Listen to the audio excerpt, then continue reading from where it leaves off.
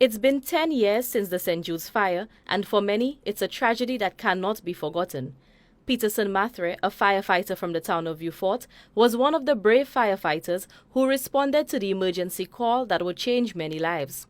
His service to his community when it was needed most earned him the St. Lucia Medal of Honor for bravery in hazardous circumstances. I sat down with Mathurin, who recounted a memory which he says will always remain engraved in his mind. It was a total inferno, But my vivid memory of that fire was, to see a man riffing on his bed, tied to the bedpost. He was surrounded in flames, and intense heat on that night because they had oxygen tanks. And it's a hard thing to relive it. I seldom try to relive it because. And I saw death in my eyes, I saw my children flash in my eyes. It was aluminum just like this, and it was difficult because it was locked and I couldn't see, so it was difficult to get through. That is when I felt real fear. That is why I saw death flashing in my eyes, and that is still one of my most memorable.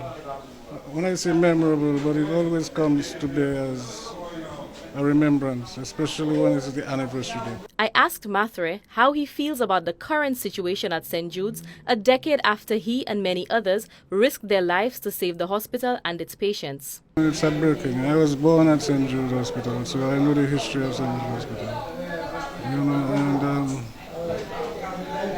And the alternative is also, absurd. You cannot have an alternative hospital. To me, by now, 10 years ago from now, the hospital should have been in operational use and not construction use, not construction phase. Be it operational, be it structural, it's just not conducive for the hospital. In September 2009, Joseph Jean-Baptiste was receiving treatment for a hip injury at the St. Jude's Hospital. He never returned home, having lost his life in the tragic fire which ravaged the medical facility. 10 years later, his family is still deeply affected by that loss. I lost my father there, and that was the breadwinner.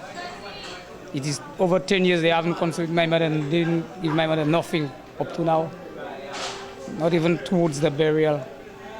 Yeah, and to see me not have my mother on me there, give her all what she need. Should have given my mother something to live on until she died. Jean-Baptiste, like countless other individuals from the South, are deeply dissatisfied with the stalled reconstruction process. We need a hospital.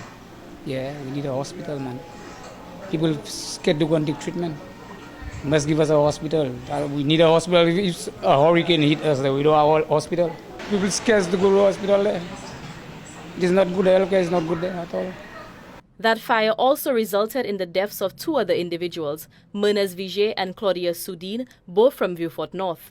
For Choice News Now, Amanie Mathurin reporting.